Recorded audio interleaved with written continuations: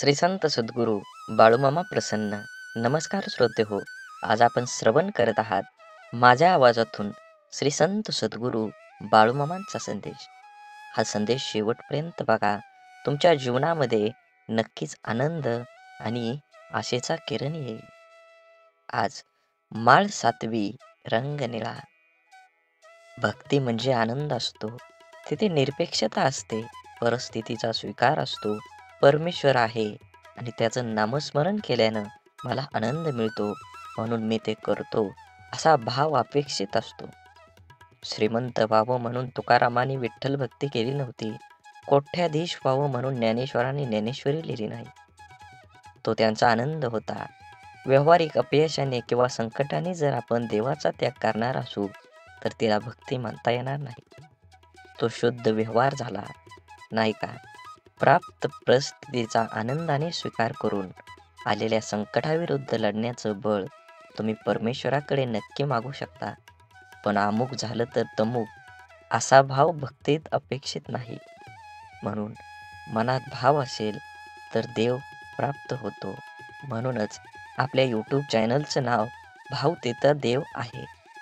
हा यूट्यूब चॅनलवर तुम्ही नवीन असाल तर नक्कीच चॅनलला सबस्क्राईब करून शेजारील बेल आयकॉन नक्की प्रेस करा, जेणेकरून येणारे असेच बाळूमामांचे संदेश आपल्याला सर्वात अगोदर भेटतील.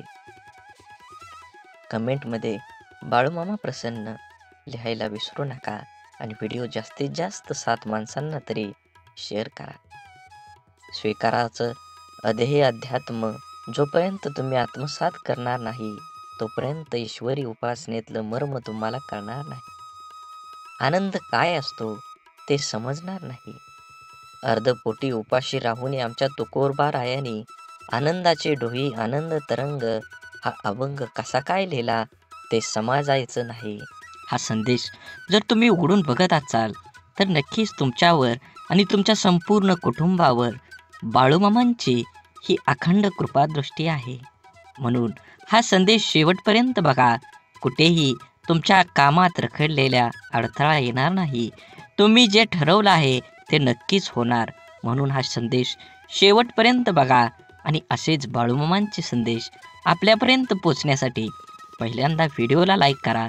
चॅनलवर नवीन असाल तर चॅनलला सबस्क्राईब करून शेजारील बेल आयकॉन नक्की प्रेस करा, जेणेकरून बाळूमामांचे संदेश आपल्याला सर्वात अगोदर भेटतील आणि तुमच्यावर आणि तुमच्या कुटुंबावर बाळूमामांची कृपादृष्टी अखंड राहील. म्हणून मन असो किंवा मिठाई, जर गोडवा नसेल तर माणूसच काय मुंगीसुद्धा जवळ येत नाही. म्हणून बाळूमामा म्हणतात, जीवनात ज्याला शब्द समजतात, भावना समजतात तो वेळ पाळतो आणि ज्याला फक्त स्वार्थ समजतो तो वेळ साधतो. कमाईचा अर्थ फक्त धनवान कमवणे असा नाही, तर अनुभव, नाती, मान-सन्मान, वागणूक आणि संस्कार हे सुद्धा कमाईमध्येच मोजले जातात. म्हणून जीवनात आल्यानंतर तुम्ही पैशाला किती महत्त्व देता, तुम्ही धनाला किती महत्त्व देता याचा काहीही उपयोग नाही. तुम्ही माणुसकी धर्माला किती कामी येता, समाज कार्याला किती उपयोगी पडता हे खूप महत्त्वाचं आहे. तुमचं संपूर्ण आयुष्य हे वर्तुळासारखं आहे. तुम्ही केलेल्या कर्माचं फळ हे तुम्हाला 100% मिळणार आहे. म्हणून कर्म करत असताना नेहमी चांगल्या पद्धतीनं जगू द्या आणि दुसऱ्याला सहकार्य करण्याची भावना मनामध्ये ठेवा. तरच बाळूमामांची कृपा तुमच्यावर होऊन तुमची सर्व दुःख, यातना ह्या वाऱ्यासारख्या उडून जातील आणि तुमच्या जीवनामध्ये एक आनंदाचा प्रवास सुरू होईल. आणि त्या प्रवासाचे साक्षीदार तुम्ही तुमच्या सोबत असलेल्या तुमच्या सर्व व्यक्तिमत्वाला हे उरून पुरणार आहेत. म्हणून जीवन जगत असताना एकट्या सुईचा स्वभाव टोचणारा असतो, पण धागा सोबतीला आला की हा स्वभाव बदलून एका दुसऱ्यांना जोडणारा बनतो. संयम बाळगा. काही वेळा सर्वात चांगल्या गोष्टी मिळण्यासाठी सर्वात वाईट परिस्थितीतून जावं लागतं. म्हणून वेळेचं महत्त्व द्या आणि जे घेतलंय हातात ते पूर्ण करण्याचा प्रयत्न करा, तरच दुसऱ्या मार्गाला सुरुवात करा. अडचणीच्या वेळी सर्वात चांगला आधार म्हणजे तुमचा स्वतःवरचा असलेला विश्वास. विश्वास कधीही डगमगू देऊ नका, जो तुमच्या कानात हळूच सांगत असतो सर्व चांगलं होईल. आनंद वाटणाऱ्यांच्या ओंजळी कधीच रिकाम्या राहत नाहीत, कारण त्यांना पुन्हा भरण्याचं वरदान हे परमेश्वराकडूनच लाभलेलं असतं. आयुष्यातील सर्वात मोठा आनंद म्हणजे जे तुम्हाला जमणार नाही असं लोकांना वाटतं ते साध्य करून दाखवणं. म्हणून जीवनात यश मिळवायचं असेल तर कष्टाची पराकाष्ठा करून तुम्हाला तुमच्या जीवनामध्ये यश मिळवावंच लागेल. जीवनात येणारे सुखदुःखाचे, यश अपयशाचे क्षण आयुष्यात अनुभव नावाच्या शिदोरीला मोठं करत असतात. पुण्य करायचं किती प्रयत्न केला तरीही त्यातून नेहमी पाप घडत असतं आणि आपल्या हातून नक्की पुण्य किती घडतं याची गणती कोणाकडेच नसते.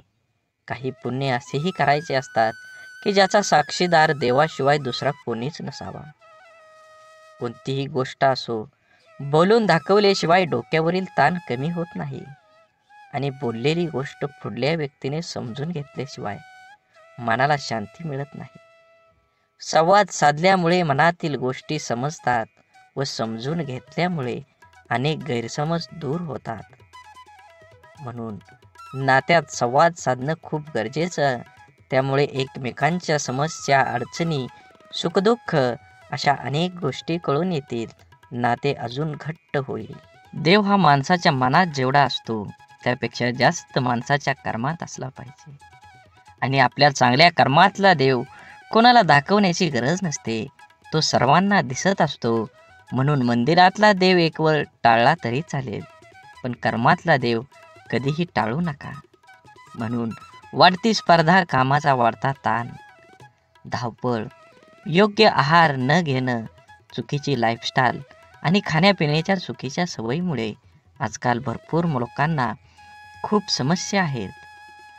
जर आज आपली माणसंच आपलं दुःख समजावून घेत नसतील तर त्या माणसांना आपलं म्हणावं तरी कसं?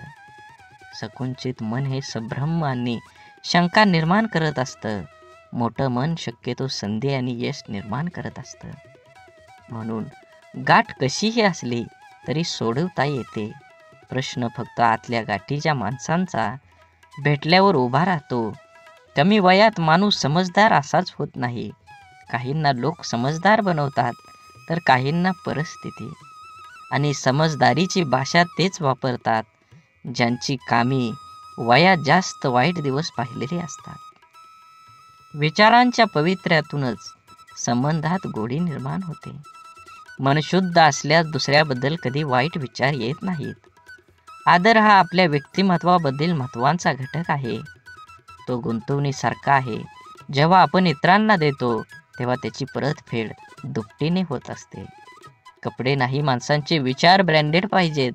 म्हणून जीवन जगत असताना जगणं ठाऊक असणाऱ्या वागणं कसं असावं लागतं हे सांगावं लागत नसतं.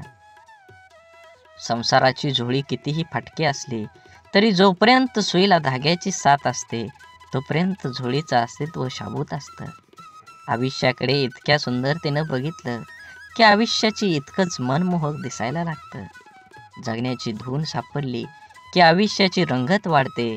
म्हणून विश्वास असलेली व्यक्ती सोबत असली की भावना व्यक्त करण्यासाठी शब्द शोधावे लागत नाही, तर चेहऱ्यावर येणारे भावच सर्व काही गोष्टी व्यक्त करतात.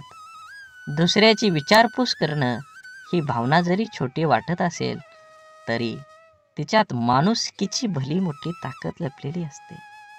आपलं अंतःकरण जोपर्यंत शुद्ध आहे तोपर्यंत या विश्वातील कोणत्याही गोष्टीची भीती बाळगण्याची गरज नाही.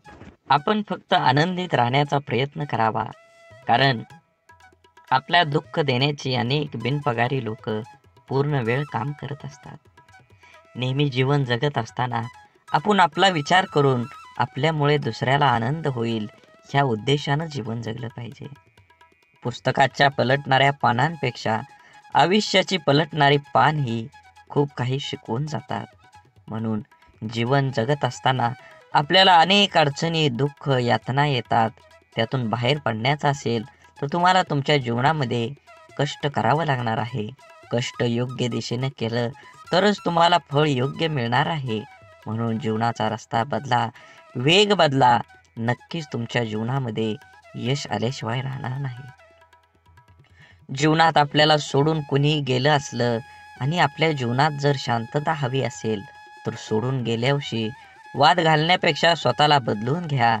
कारण पूर्ण जगात काटे टाकण्यापेक्षा स्वतःच्या पायात चप्पल टाकणं कधीही सोपं असतं.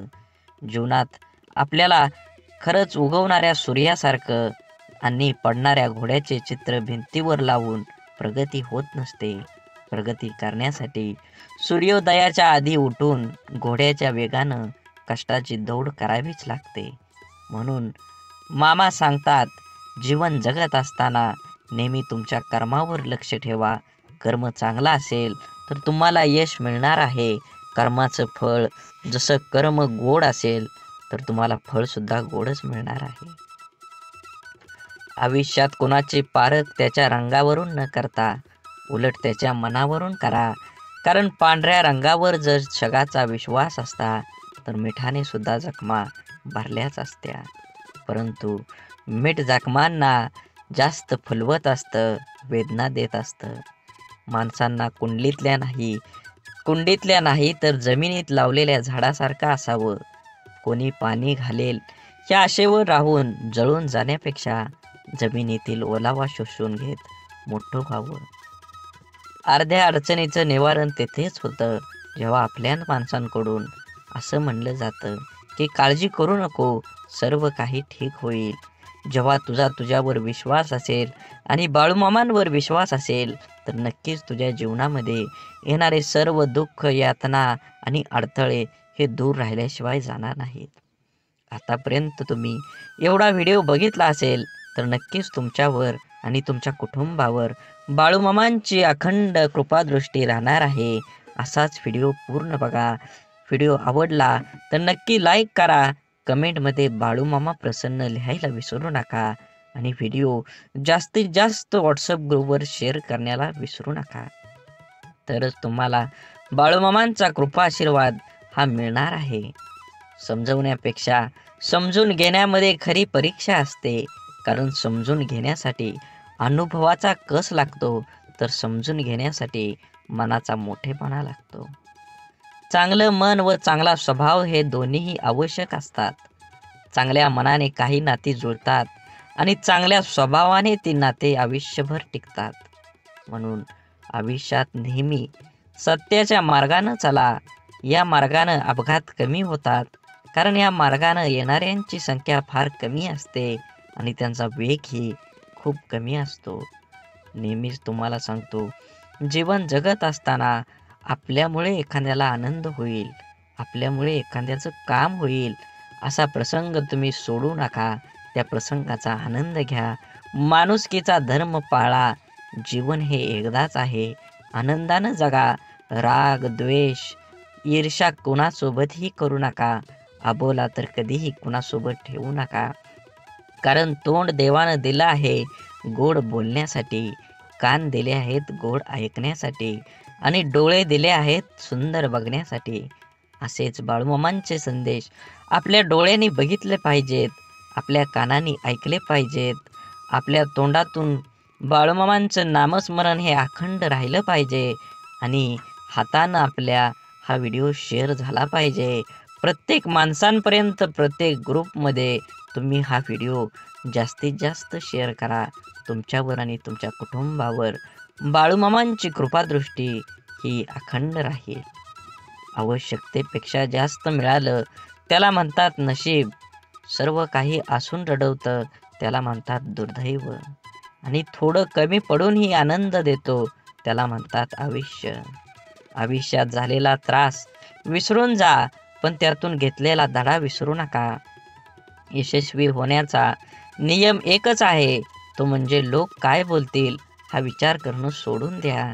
तुमच्या जीवनामध्ये सुख माणसाच्या अहंकाराची परीक्षा घेतं तर दुःख माणसाच्या धैर्याची.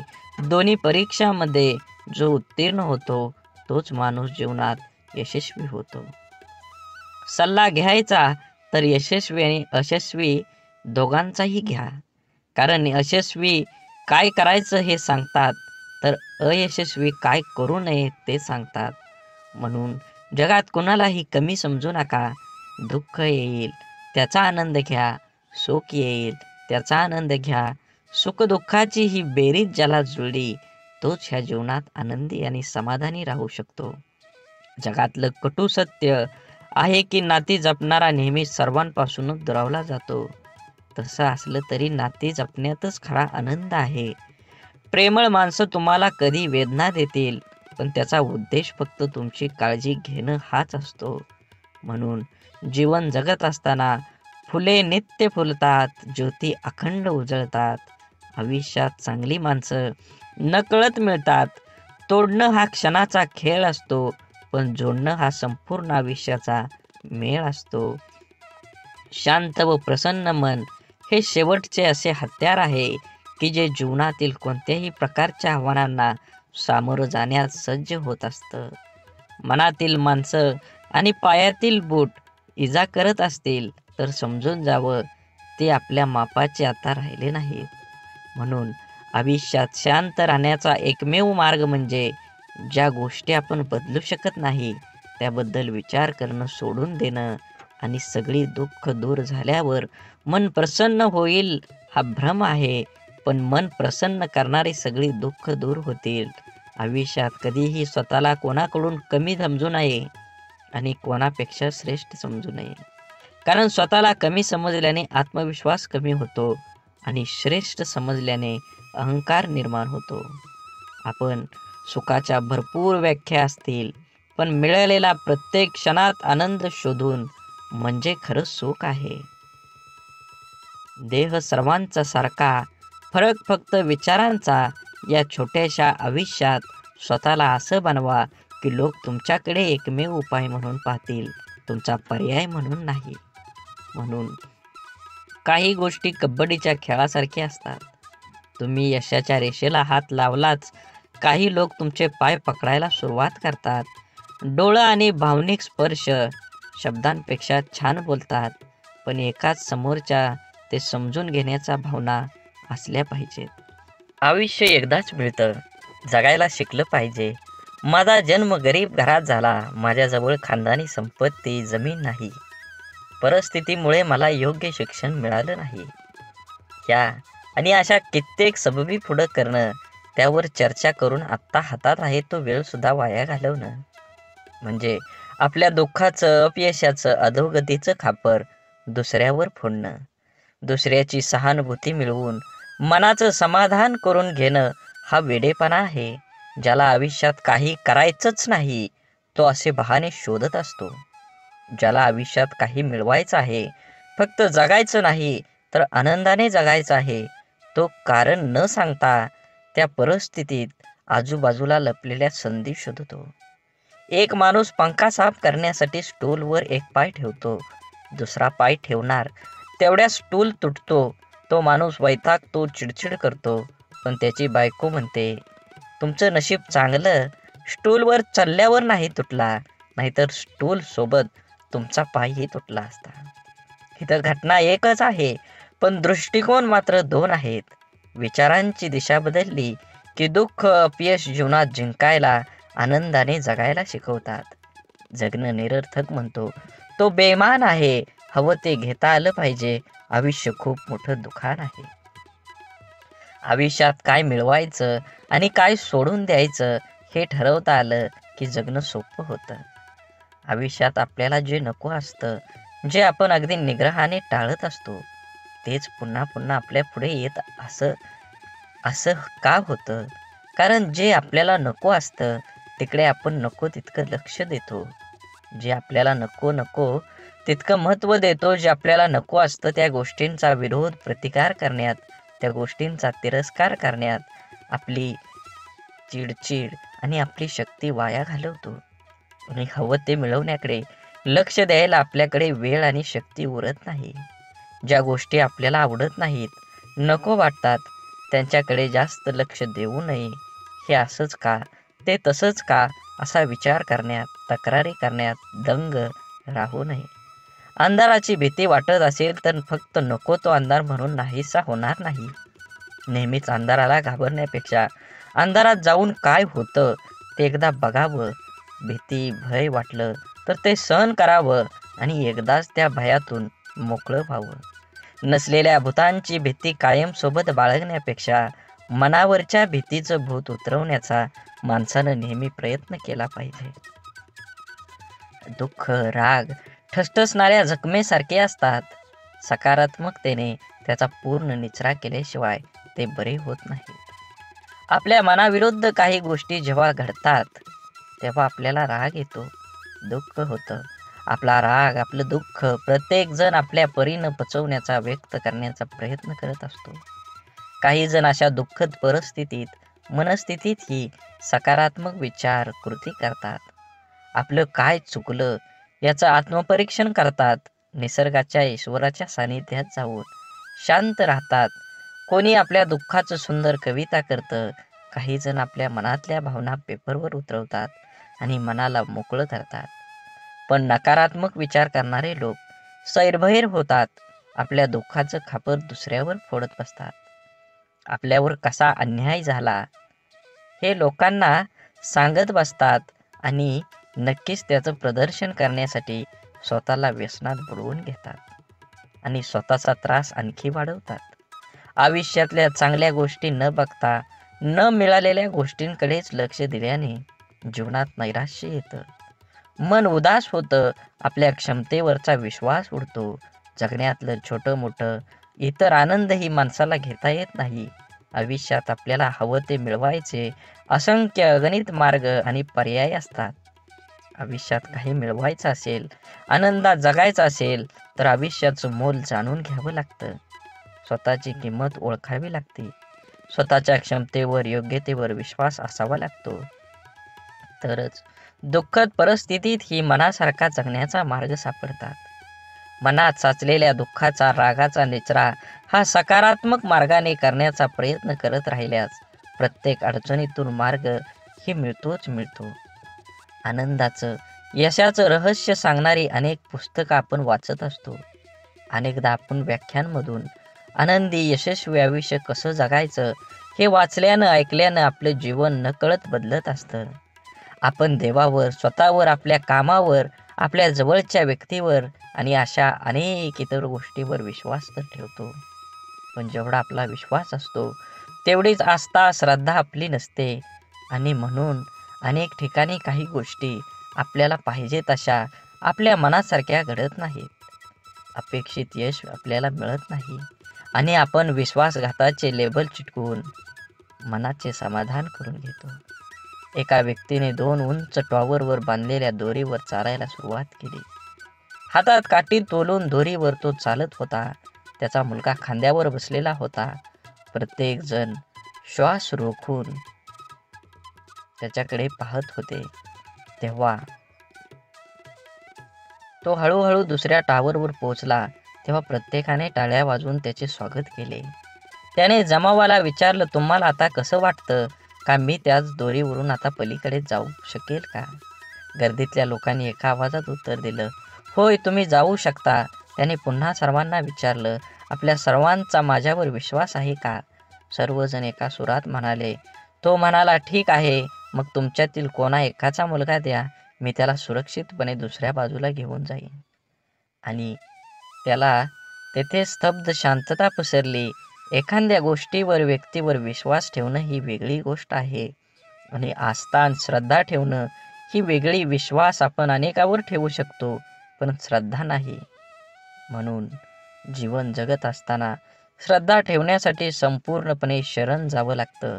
जिथे संपूर्ण शरणागती स्वीकारलेली असते त्या ठिकाणी विश्वासघाताची शक्यता नसते किंवा क्वचित अल्प प्रमाणात असते.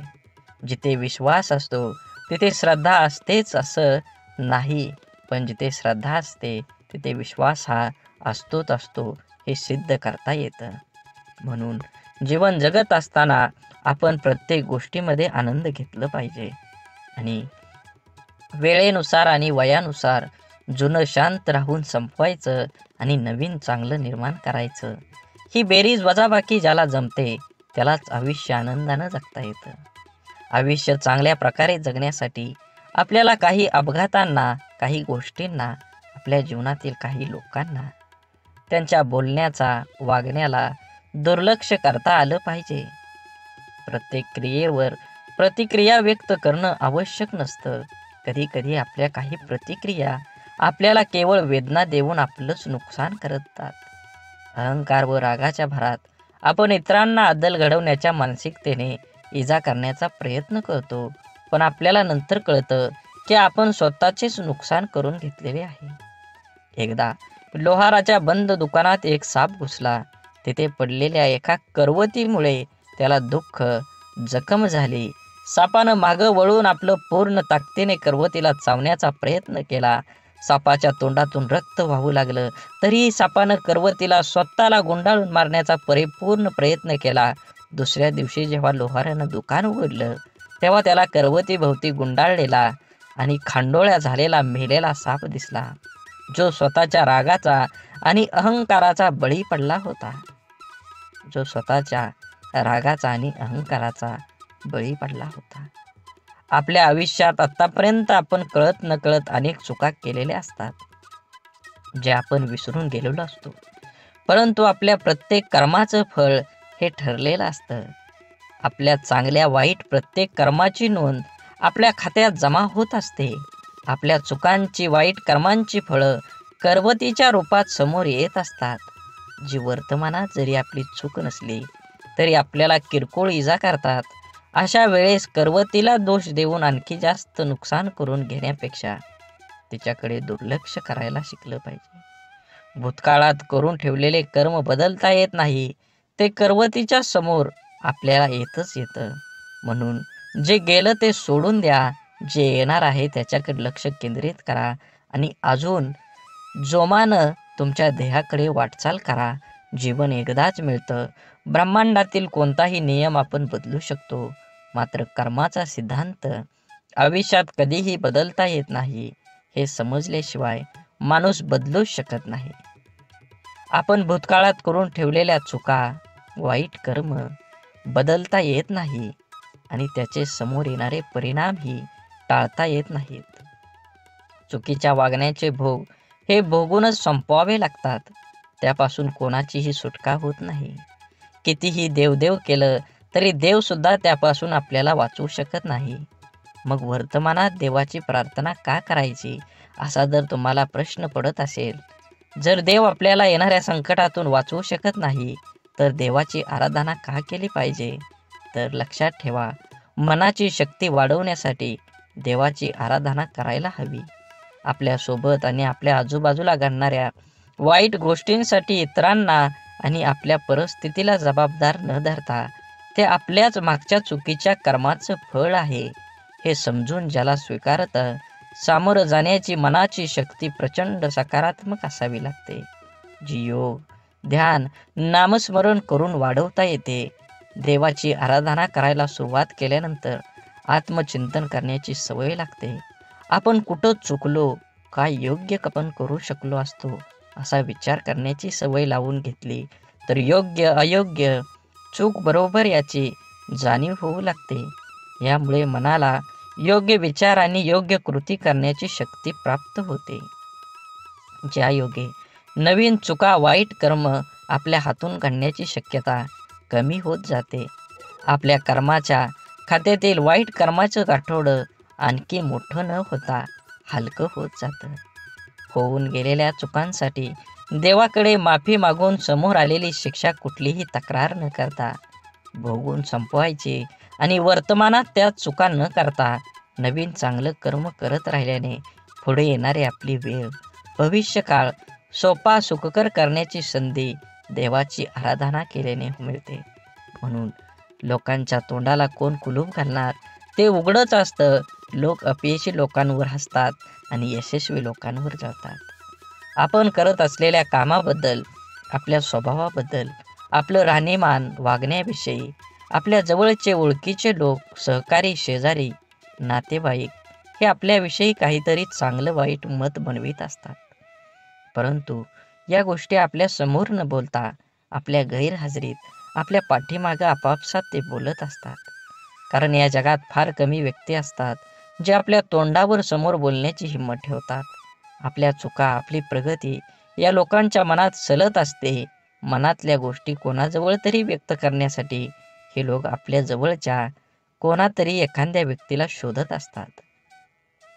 त्या जवळच्या व्यक्तीजवळ सर्व व्यक्त केल्यानंतर काहीतरी संधी बघून ती व्यक्ती आपल्याला सांगते, अमका ठमका हा तुझ्याबद्दल असं बोलत होता. काय बोलला हे मिरची मसाला लावून सांगण्याची त्यांच्यात हिंमत असते, पण कोण बोललं हे सांगण्याची त्यांच्यात हिंमत नसते. कारण त्याच्या बोलण्यात किती प्रामाणिकपणा आहे हे त्यांना माहीत असतं. त्यामुळे पाठीमागे बोलणाऱ्यांकडे लक्ष न देता इतरांचं नाव पुढे करून आपल्याला 4 गोष्टी शिकवणाऱ्यावर विश्वास न ठेवता आपलं आयुष्य चांगल्या पद्धतीनं जगलं पाहिजे. वेळ अशी गोष्ट आहे जिचा आदर फक्त हुशार लोक करतात आणि आयुष्यात यशस्वी होऊन आनंदानं जीवन जगतात. आपण एखाद्या गोष्टीला जोपर्यंत प्राधान्य देत नाही तोपर्यंत आपण ती गोष्ट करू शकत नाही. त्या गोष्टीत आपल्याला अपेक्षित असणारे यश मिळू शकत नाही. खूप उत्साहाने आपण जिम लावतो. सुरुवातीचा 1-2 दिवस उत्साहाने उठतो. नंतर मात्र रात्री झोपताना ठरवणार, उद्या काही झालं तरी सकाळी लवकर उठणार. सकाळ झाली की आजचा दिवस नको, उद्यापासून नक्की, असं स्वतःला सांगणार आणि रोज उद्या म्हणत कितीतरी दिवस घालवणं. हा कुठंतरी वेळ तुम्ही वाचवला पाहिजे. कारण वेळ फुकट मिळतो, मात्र तो फार मौल्यवान असतो.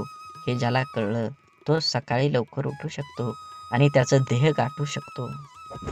कोणाच्याही बोलण्याचा किंवा लिहिण्याच्या चुका शोधू नका, कारण त्या शब्दांपेक्षा भावना अनमोल असतात.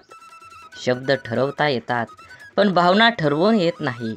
म्हणून आयुष्यात योग्य ठिकाणी पोहोचण्यासाठी वेगापेक्षा दिशेला फार महत्त्व असतं. कारण जपणं आणि साठवणं याच फार मोठं अंतर आहे. साठवली जाते ती दौलत आणि जपली जाते ती आपली माणसं असतात. म्हणून माणसाचा सर्वात चांगला सहकारी त्याची प्रकृती आहे. तिची साथ सुटली तर मात्र तो प्रत्येक नात्यासाठी ओझं होत असतो. म्हणून आपल्या प्रकृतीकडे लक्ष द्या व सुखानं जगा. वेळ आली तर स्वतःची स्वप्न तोडा, पण जवळची माणसं तोडू नका. कारण स्वप्न परत येतात पण माणसं परत कधीच येत नाहीत. देह धूर आहे म्हणून रस्ता सोडू नका. स्वप्न मनात धरलेलं कधीच मोडू नका. येथील कठीण प्रसंग फक्त चंद्र तारकांना स्पर्श करून जिंकण्यासाठी जमिनीला सोडू नका. शोधायचंच असेल तर तुमचं काळजी करणाऱ्यांना शोधा. बाकी उपयोग करून घेणारे आता शोधतात येतील. वेळ आणि नशीब दोन्ही परिवर्तनशील आहे. म्हणून चांगल्या वेळी अभिमान आणि वाईट वेळी चिंता करू नका. दोन्ही बदलणार आहेत. म्हणून नेहमी लक्षात ठेवा, स्वतःवर मनावर इतका ताबा असायला हवा की परिस्थिती कितीही वाईट असली तरी नेहमी स्वतःबद्दल आणि इतरांबद्दल चांगलाच विचार करता आला पाहिजे. जीवन जगत असताना आठवणी या नेहमीच अविस्मरणीय असतात. काही वेळा आपण रडलेलो क्षण आठवून खूप हसत असतो, तर काही वेळा आपण आनंद साजरा केलेले क्षण आठवून खूप रडतो. हीच आयुष्याची गंमत आहे. जीवन जगत असताना जीवनाला आनंद घ्या, कारण जीवन हे एकदाच आहे. जीवनाचा परिपूर्ण आनंद घेऊन 2 गोष्टी जीवनात कधीच संपू देऊ नका. मनाचं बालपण आणि अंतःकरणातलं देवपण हे संपलं की माणूस संपला. माणसाजवळ त्याच्या आयुष्यभराची संपत्ती म्हणजे त्याचे चांगले विचार. हेच चांगले विचार माणसाला सदैव उत्तम कार्यासाठी प्रेरित करत असतात. जोपर्यंत तुम्हाला प्रत्येक गोष्टीची बदली सापडत नाही, तुमच्या आयुष्यात काही गोष्टीबद्दल फक्त एकदाच घडतं. म्हणून तुम्हाला मिळालेल्या प्रत्येक गोष्टीची कदर करा. जीवनात ती गोष्ट परत मिळणार नाही हे तुम्ही लक्षात घ्या. सगळ्यात मोठा गुरु कोण असेल तर जीवनात सर्वात मोठा गुरु ही वेळ आहे. तुमच्यावर आलेली वेळ ती वेळेचे बरोबर तुमच्या जीवनात हे बदलू शकतं. म्हणून वेळेला आणि महत्त्व द्या. नक्कीच तुमच्या जीवनामध्ये आनंद आणि सकारात्मक दृष्टिकोन निर्माण होईल. जीवनात संधी आणि सूर्योदय या दोघांमध्ये एक समानता आहे. ती म्हणजे उशिरा जाग येणाऱ्यांना या दोन्ही मिळत नाहीत. म्हणून एखादी संधी मिळाली असेल तर संधीचं सोनं करून निवांत जीवन जगलं पाहिजे. जगावं तर बुद्धिबळातल्या वजिरासारखं, कारण संपूर्ण खेळात समोरच्या बादशाला भीती नाही आणि दहशत ही वजिराचीच असते, राजाची नाही. पदरी अपयश आलं की कोणीही फारसं संबंध ठेवत नाही. जर का यशस्वी झालात तर नसलेली नाती सुद्धा बोलती होतात. म्हणून आपलं कोण लोकाचं कोण हे स्वतः ठरवायचं असतं. ती वेळ बरोबर ठरवते. तुमचं कर्म तुम्ही करत राहिलं पाहिजे.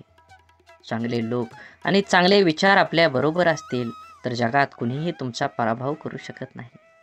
शून्यालाही किंमत देता येते, फक्त त्याच्या पुढे एक होऊन उभं राहिलं पाहिजे. जीवनात आपल्यामुळे एखाद्याला आनंद होईल, आपल्यामुळं एखाद्याचं काम होईल. 100% तुम्ही तुमच्या जीवनामध्ये प्रयत्न करा. कंदील जरी सूर्याची बरोबरी करू शकत नसला तरी अंधारात त्याचं महत्त्व सूर्या इतकंच असतं.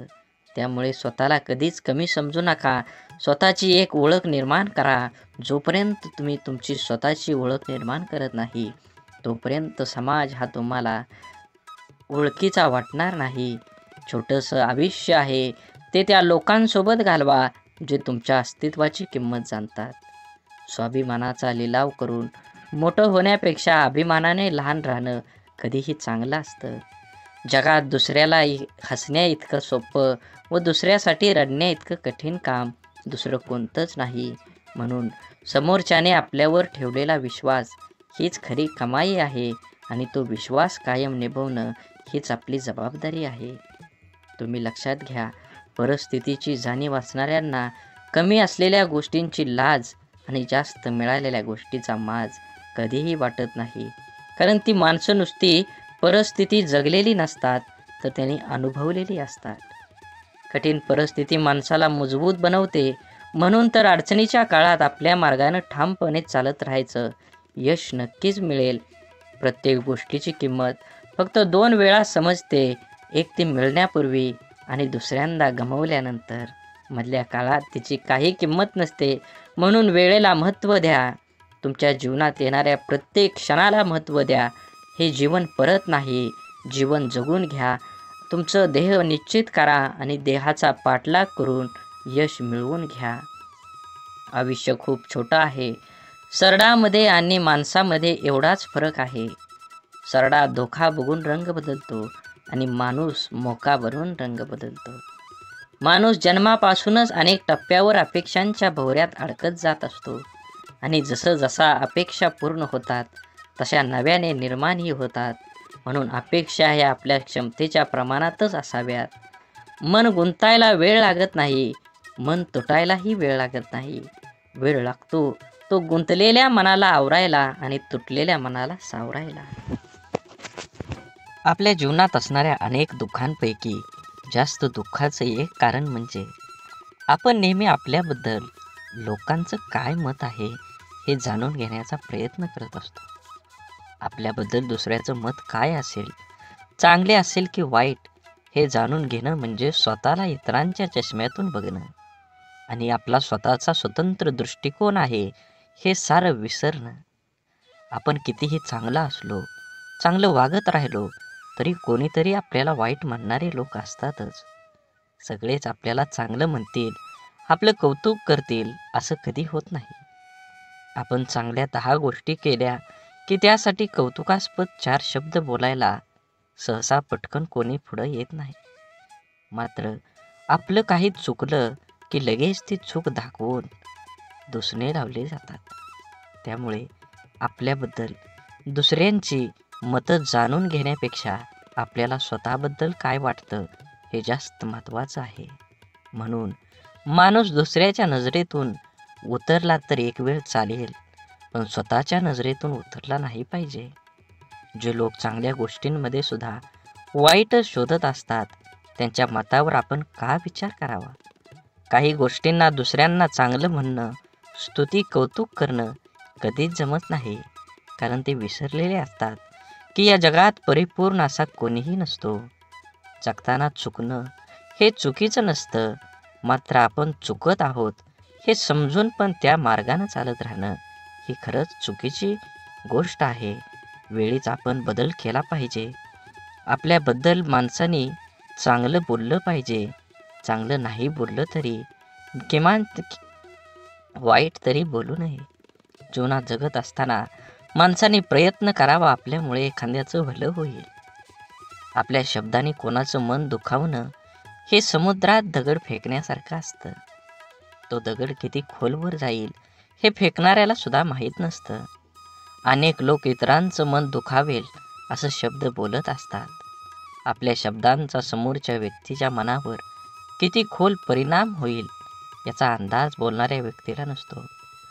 आपल्या बोलण्याचा ऐकणाऱ्यावर काय परिणाम होईल याविषयी स्वतःला त्याच्या जागी ठेवून बघितलं की मग लक्षात येतं आपण चुकलो आहोत. एका कंपनीत सॉफ्टवेअर विकसित प्रकल्पाचा एक अनुभवी इंजिनियर होता.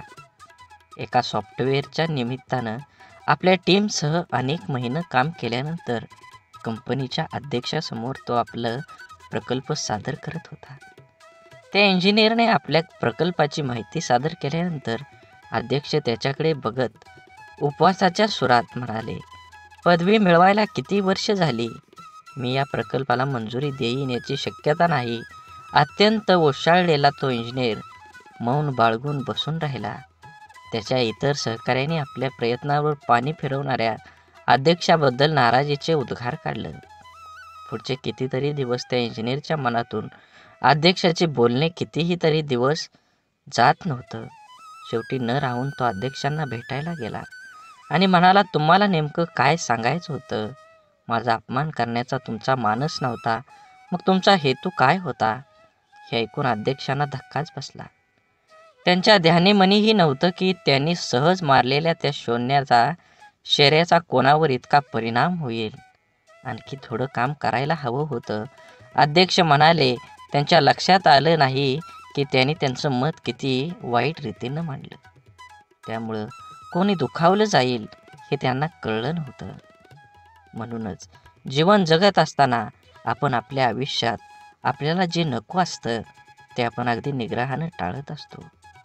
तेच पुन्हा पुन्हा आपल्या पुढं येतं असं होत नाही. जीवन खूप सोपं आहे, त्याला आनंदानं जगलं पाहिजे. आयुष्यात इतर गोष्टींना दोष देत बसण्यापेक्षा स्वतःला भक्कम बनवण्याकडे लक्ष द्यायला हवं. आपल्या बुद्धीचा शरीराला सशक्त सदृढ होण्यास मदत करावी. वेळ सर्वांना मिळतो जीवन बदलण्यासाठी, पण जीवन पुन्हा मिळत नाही गेलेली वेळ बदलण्यासाठी. आपलं मन आपल्याला हव्या असणाऱ्या गोष्टीवर लक्ष केंद्रित केलं की अपेक्षित यश हमखास मिळतं. आपल्या मनामध्ये असंख्य विचार चालू असतात, पण त्या विचारापैकी सगळेच विचार प्रत्यक्षामध्ये साकार होत नाहीत.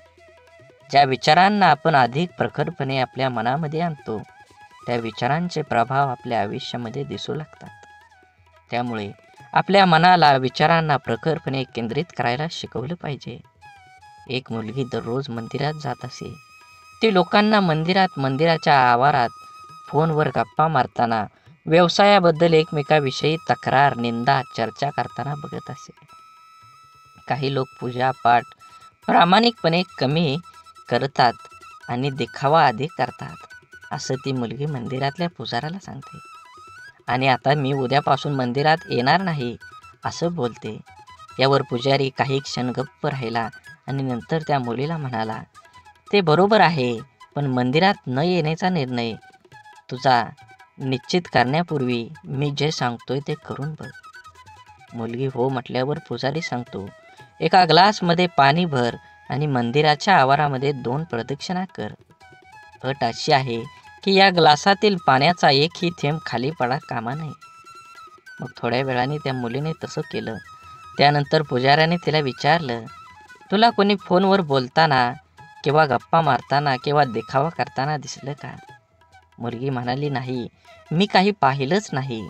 मग पुजारी म्हणाला, जेव्हा तू प्रदक्षिणा करत होती तेव्हा तुझे सर्व लक्ष त्या ग्लासवर होतं. त्यातून पाणी पडू नये म्हणून, त्यामुळे तुला इतर काहीही दिसलं नाही. आता जेव्हा तू मंदिरात येशील तेव्हा तुझे लक्ष फक्त देवाकडे केंद्रित कर. मग तुला इतर काहीही दिसणार नाही. सर्वत्र फक्त देवच दिसेल. आपल्या आयुष्याचंही असंच आहे. जे हवं आहे त्यावरच लक्ष केंद्रित करायला शिकलं पाहिजे. म्हणजे ते मिळवणं अगदी सोपं जाईल. गाडी चालवताना आपण खड्ड्यात जातो. खड्डा आपल्याकडे येत नाही, तरी आपण पडल्यावर खड्ड्यालाच दोष देत असतो. आपण नेहमीच कायम इतरांना खूप पटकन परीक्षकासारखं जज करत असतो. जसे की एखाद्या नेत्याला भ्रष्टाचारावरून नावं ठेवताना मतदार हे विसरून जातो की तो स्वतः प्रवास करत असताना नियम मोडल्यावर पोलिसाने पकडल्यावर रीतसर पावती न फाडता पोलिसांना कमी पैसे देऊन साहेब सांभाळून घ्या असं बिनधास्तपणे विचार न करता वागतो. भ्रष्टाचार करण्यास प्रवृत्त करतो. स्वतः भ्रष्टाचार करतो आणि विसरून जातो आयुष्यातलं दुःख, त्रास, वेदना, अडथळे, तक्रारी कमी करून आयुष्य सुखासमाधानं आनंदात जगण्यासाठी आपण जसं इतरांना जज करतो, ओळखतो, त्याचप्रमाणे स्वतःला सुद्धा ओळखायला शिकलं पाहिजे. प्रत्येकजण स्वार्थी असतोच. स्वतःच्या गरजा, आवश्यकता, आशा, आकांक्षा यांनाच प्रत्येकजण प्रथम प्राधान्य देत असतो आणि ते पूर्णपणे गरजेचे, आवश्यक व स्वाभाविकच आहे. इतरांनी आपलं मदत केली नाही तर लगेच त्याला स्वार्थी म्हणून मोकळं होण्यापेक्षा स्वतःला भक्कम बनवण्याचा प्रयत्न करायला हवा. क्षमता नसताना नातेसंबंध जपण्याचा प्रयत्न किंवा इतरांनी चांगलं म्हणावं म्हणून काही करण्याचा प्रयत्न माणसाला नैराश्याकडे घेऊन जातो. जीवन म्हणजे चिखल. आपल्या इष्ट देवतेवर विश्वास आणि समर्पणाची भावना असली की जगण्याची लढाई जिंकता येते. आपल्यामध्ये संपूर्ण विश्वाची शक्ती आहे, असीम शक्ती आहे, जी आपल्या आयुष्यातलं सर्व अंधार दूर करू शकते. ती शक्ती म्हणजे आपल्या इष्ट देवतेवरचा विश्वास आहे. एक गाय गवत चरायला जंगलात जाते तेव्हा तिथे तिच्या लक्षात येतं की एक वाघ दबक्या पावलानं तिच्याकडे येत आहे. गाय भीतीने इकडं तिकडं पळू लागते. वाघ सुद्धा गायीच्या पाठीमागं धावू लागला. धावता धावता गाय त्या तलावात शिरली. वाघ देखील तिच्या पाठीमागं त्या तलावात शिरला. तलाव फारसा खोल नसतो आणि त्यात पाणी सुद्धा कमी असतं. मात्र तलावात चिखल खूप जास्त असतो. गाय त्या चिखलात हळूहळू रुतायला लागली.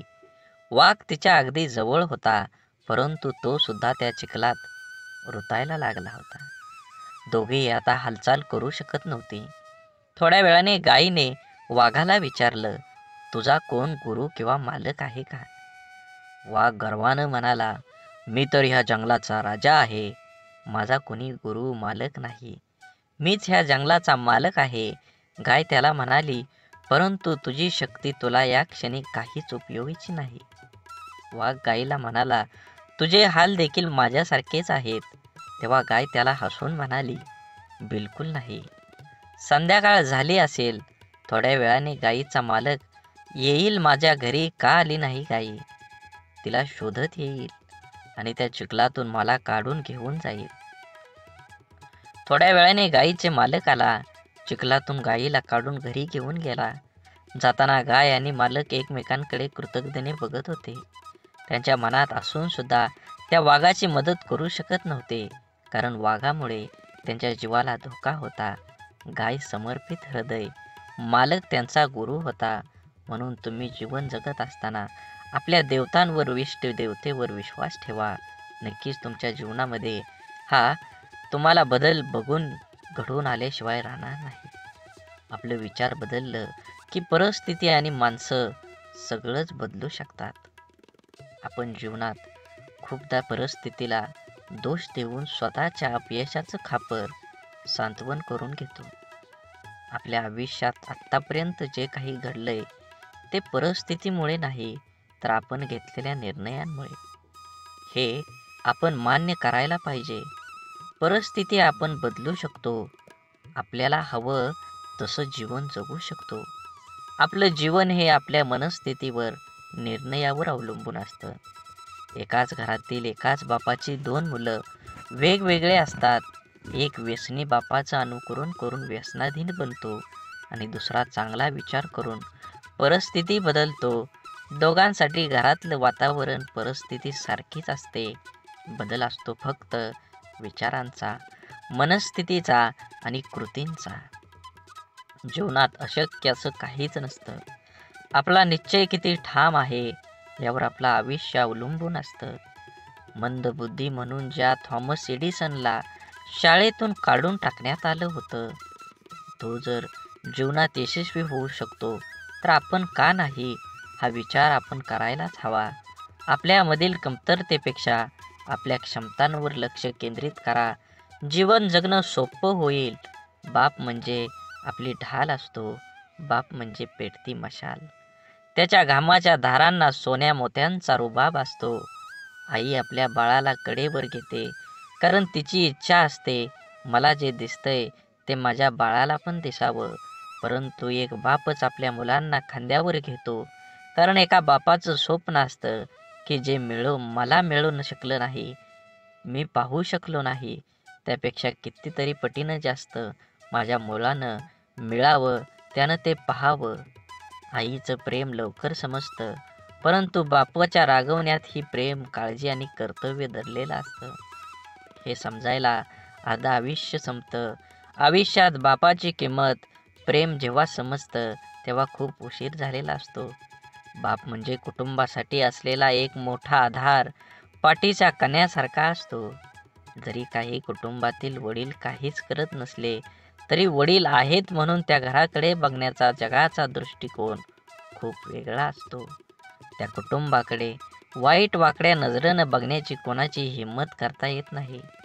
मुलगा जेव्हा आयुष्यात खचून जातो तेव्हा बापाचं शब्द, तुझा बाप अजून जिवंत आहे, घाबरू नको, त्याच्यात जग जिंकण्याची ताकद निर्माण करते. म्हणून जीवन जगत असताना बंधन सुद्धा प्रेमानं स्वीकारता येईल असं असावं. लादलेल्या बंधनात नात्यात दुरावा निर्माण करतात. आपण कितीही शिकलो, मोठो झालो तरी आपलं आई वडील आपल्यापेक्षा वयानं मोठे असतात. बिकट परिस्थितीत त्यांनी खूप जवळून पाहिलेले असते. आपल्यासाठी त्यांनी सगळं काही केलेलं असतं जे त्यांना शक्य असतं. आई वडिलांना नेहमी वाटतं आपल्याला जे मिळालं नाही ते आपल्या मुलांना मिळालं पाहिजे. आपल्याकडून झालेल्या चुका मुलांकडून होऊ नये अशी अपेक्षा त्यांची असते, कारण त्यांना त्या चुकांचे परिणाम, त्या परिस्थितीचा अनुभव असतो. आपल्या मुलांचं हित व्हावं, आपल्याला कडे दुसरा हेतू नसतो, त्यामुळं काही बंधनं ते आपल्याला घालतात. परंतु आजकाल सर्वांना स्वातंत्र्य प्रिय झाल्यामुळे बंधने घालणारी नाती नको वाटायला लागतात आणि सर्वात जवळच्या नात्याचा दुरावा निर्माण होण्यास सुरुवात होते. हा दुरावा टाळण्यासाठी, नात्यातलं प्रेम टिकवून ठेवण्यासाठी पालकांनी आपल्या प्राणी व पक्ष्यासारखं करायला हवं. पायात बळ आणि पंखात ताकद आली की प्राणी पक्षी पिल्लांना सोडून देतात, तसं आपल्या मुलांना त्यांचे निर्णय घेण्याचे स्वातंत्र्य द्यायला हवं. एखाद्या निर्णयाबाबत मार्गदर्शन अवश्य करावं, पण तुला काय कळतं, अजून तू लहान आहेस, असं वारंवार बोलू नये. जीवन जगत असताना संवादाची जागा विवादानं घेतली की नात्यात होणारी घुसमट नात्याला पोखरत जाऊन नातं संपवून टाकते. म्हणून जीवन जगत असताना, आज जरी तुम्ही जीवन जगत असाल तर नक्कीच तुमच्या जीवनामध्ये सर्व प्रकारच्या पूजा, प्रार्थना, अनुष्ठान करूनही ईश्वर प्राप्ती होत नसेल तर आपल्या प्रार्थनेत शुद्ध, सहज, निरागस भावाची कमतरता आहे. आपण देवाकडे प्रार्थना करतो, ती देव नक्कीच ऐकतो, पण देवाकडे काय मागावे हेच आपल्याला समजत नसल्यामुळे आपला विश्वास डळमळीत होतो आणि आपल्याला प्रश्न पडतो की आपण देवाकडे प्रार्थना करतो, ती देव ऐकत असेल का? देवाकडे प्रार्थना करताना मला गाडी दे, बंगला दे, आवडणारी हवी असणारी वस्तू दे, अशी मागणी आपण करतो. अशा प्रार्थनेला देव पावणार नाही. आपण जर प्रार्थना करताना मला सद्बुद्धी दे, माझ्या मनातील हीन भावना नष्ट होऊ दे, मला कष्ट करण्यासाठी शक्ती दे, अशी प्रार्थना केली तर आपली प्रगती होईल. आपलं विचार बदलतील. विचार बदललं की आपण करत असलेल्या कर्मात बदल होईल. आपण करत असलेले कर्म शुद्ध झालं की आपोआपच त्याची फळं ही चांगलीच मिळतील. आपण जेव्हा देवाकडे प्रार्थना करतो तेव्हा आपल्या मनामध्ये विश्वास असायला हवा की आपण चांगला हेतू मनात धरून प्रार्थना केली आहे तरच देव नक्की आपली प्रार्थना पूर्ण करेल. त्यासाठी देवाला नवस करून आमिष दाखवण्याची गरज नसते, तर आपल्या अंतःकरणातला भाव शुद्ध असावा लागतो. जेव्हा शुद्ध भाव, दृढ विश्वास प्रार्थनेत असतो, तेव्हा देवाकडे न मागितलेलेही परंतु आपल्याला हव्या असणाऱ्या गोष्टी नकळत आपल्याला मिळतात, आपल्या जीवनात येतात. म्हणून देवावर भाव ठेवा, नक्कीच तुम्हाला यश मिळाल्याशिवाय राहणार नाही. देवाने आपल्याला बुद्धी देऊन तिचा वापर कुठे, कसा, कशासाठी करायचा याचा विचार करण्याचं ज्ञान सुद्धा दिलेलं आहे. तरीही आपण चुका करतो आणि दोष देवालाच देतो. आपल्या सुरळीत चालू असलेल्या आयुष्यात जेव्हा अचानक दुःख, संकटे येतात, तेव्हा सर्वात अगोदर आपल्याला एकतर देवाची आठवण येते किंवा सगळ्यात जवळच्या व्यक्तीची, जी आपल्याला समजून घेईल. देव आणि आपली जवळची व्यक्ती आपल्या दुःखात आधार देऊ शकते, परंतु आपलं दुःख आपल्याला सहन करावं लागतं. माणसाला आयुष्यात दुःख आल्यावर आणखी एक गोष्ट आठवते, ती म्हणजे आपण जीवनात केलेल्या चुका. अशा किरकोळ चुका ज्या करताना आपल्याला कळत असतं की आपण चुकीचं वागतोय, तरी आपण त्या चुका केलेल्या असतात. आपल्या चुका माणूस सहजासहजी कोणाकडे सांगत नाही, पण माणसाला स्वतःला कळत असतं की आपण कुठे चुकलोय, तरीही तो चुका करत राहतो. कारण जगण्याचे जे काही नियम आहेत त्यांना माणूस खूप हलक्यात घेतो, क्षुल्लक समजतो. आयुष्यात येणाऱ्या जास्तीत जास्त दुःखांची मुळं कारण आपण केलेल्या चुका असतात. प्रारब्ध, नशीब किंवा पूर्वीच्या मागच्या जन्माचे कर्म या गोष्टीने येणारे दुःख हे 5-10% प्रमाणात असतात.